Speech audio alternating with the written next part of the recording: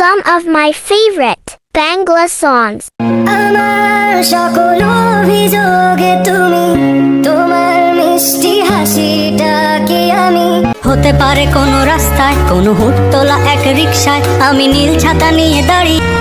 খোলা জানালা দক্ষিণের বাতাসে থেকে যায় পর্দা